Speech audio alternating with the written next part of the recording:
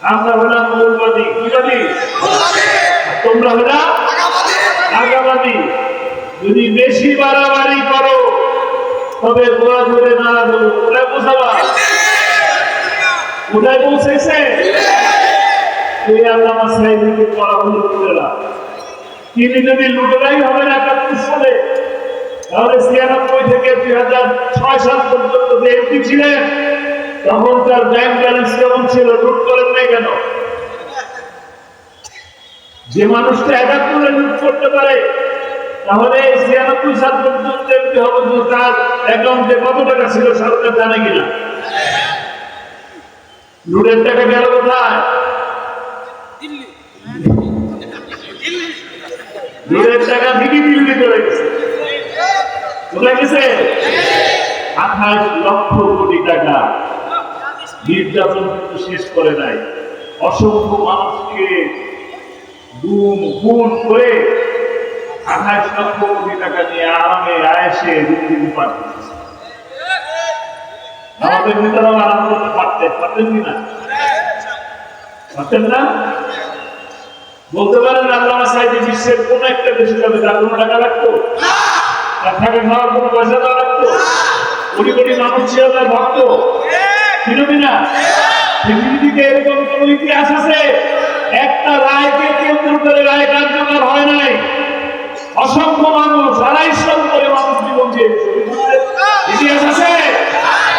নাই। আল্লামা সাইদিকে মানুষ ভালোবাসত। কেন ভালোবাসত? কোরআনের জন্য। সেই কোরআনের শাসন আপনারা চান কিনা? চান? আল্লাহকে ভালোবাসে? আল্লাহকে ভয় করে? আমরা আসলে বলি আল্লাহকে ভয় করে, আল্লাহকে ভালোবেসে ৫ ওয়াক্ত নামাজ পড়ি, সেজদা দেই, বলি আকিমুস সালাত, সালাত কায়েম করো, সালাত কায়েম করো, করব। আকিমুদ্দিন এই শব্দটা প্রচলিত আছে। বাকি যে সময়গুলো ৫ ওয়াক্ত নামাজের বাইরে যে সময় আছে, ৫ ওয়াক্ত নামাজের বাইরে যে কাজ আছে, সেটা কি সব মসজিদের বাইরে দরকার আছে? অর্থনৈতিক জীবন দরকার আছে, সামাজিক জীবন দরকার আছে, রাজনৈতিক জীবন দরকার আছে, পররাষ্ট্র জীবন দরকার আছে। আমরা কি অন্যের রাষ্ট্রের কাছে মাথা নত করে থাকবো? বাংলার মুসলমানরা অন্য কারণ কাছে মাথা নত করে? কারণ বাংলাদেশের মানুষ ঝড় জঞ্জার সাথে মোকাবেলা করে শক্ত পুরুষে দাঁড়িয়ে থাকে। এই বাংলার মানুষ গুলিকে ভয় করে না। আবু সাইদের মতন গুলিকে আলিঙ্গন করে, মৃত্যুকে আলিঙ্গন করে। কাজেই আমাদেরকে, আমরা যারা ইসলামকে ভালোবাসি, যারা আমরা বলি ইসলাম চাই, তারা আগামীতে ইসলামের পক্ষে রায় দেবেন কিনা? তার পক্ষে? দুর্নীতির পক্ষে? স্বজনপ্রীতির পক্ষে? মাদকের পক্ষে? ইফতিজিংয়ের পক্ষে? কোন পক্ষে? পক্ষের মার্কা কি? মার্কা শুনতে পাচ্ছি না। নেতাকে নেতাকে নেতা আছে? কোন নেতা? কয়জন আর থাকুনকে পছন্দ করে?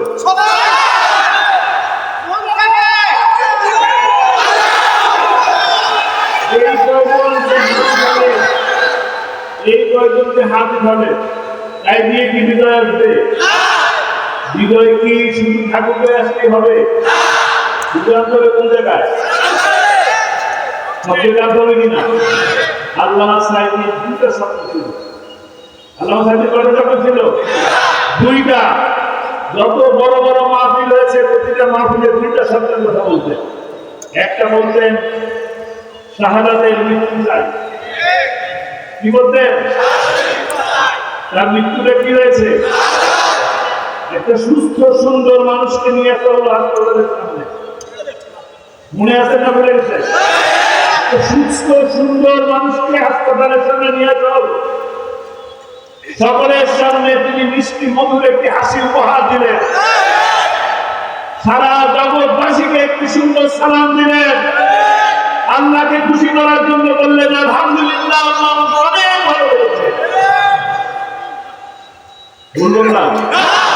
পরের দিন কি শুনলেন? মারা গেছে নাকি গেলে দিয়েছে? কি করছেন? আপনার বিচার চান?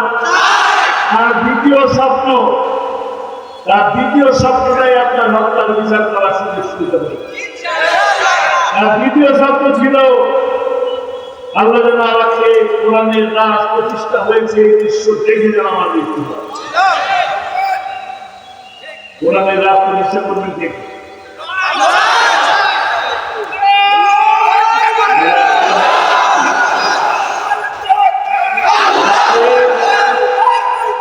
আল্লাহ এই হাতগুলোকে কবুল করে নিন, আল্লাহ এই হাতগুলোকে কবুল করে নিন।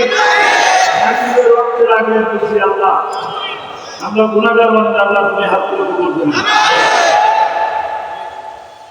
আল্লাহ আমার সাহেবকে ভালোবাসেন, আজকে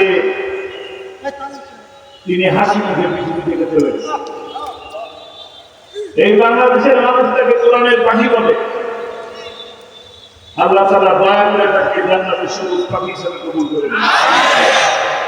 আজকে আমার যদি সেই স্বপ্নকে বাস্তবায়ন করতে চাই, আল্লামা সাঈদী স্বপ্ন যদি বাস্তবায়ন করতে চাই, তাহলে আজকে এখানে বসে আমাদেরকে ওয়াদা করতে হবে, এই মুহূর্ত থেকে মাগরিবের নামাজ পড়ে যখন বাসায় ফিরে যাব, তো যে মুহূর্ত থেকে বাসায় ফিরে যাব, সেই সময় থেকে আমার পরিবারের প্রতিটি সদস্যের কাছে দাঁড়িপাল্লার দাওয়াত পৌঁছে দিতে হবে। আজকে যারা ভাইরা শুনতে পাচ্ছেন, বোনেরা শুনতে পাচ্ছেন, ঘরে যাবেন, ভাই বলবেন ভাবিকে, ভাবি বলবেন ভাইকে, বাবা মার কাছে, শ্বশুর শাশুড়ির কাছে, বোন দুলাভাইয়ের কাছে এবং ভাই ভাবির কাছে, চাচা চাচি, ফুপু ফুপা, খালা খালু, মামা মামি, দাদা দাদি, নানা নানি, যত আত্মীয় স্বজন আছে সমস্ত আত্মীয় স্বজনের কাছে এই দাওয়াত পৌঁছে দিতে হবে। প্রত্যেকের হাত পা ধরে রাজি করাতে হবে, ভাই এই সুযোগ আর হাত ছাড়া করা যাবে না, এই সময়কে আর হাত ছাড়া করা যাবে না। আল্লামা সাঈদী বলেছিলেন, বাংলার ভাগ্য আকাশে উত্তর দক্ষিণে ঘন কালো কালো মেঘ জমেছে। মনে আছে কথা? মনে হচ্ছে যেন গতকালকেই তোলা হচ্ছে, তাই না? মেঘ কি কেটে গেছে? মেঘ কাটে নাই।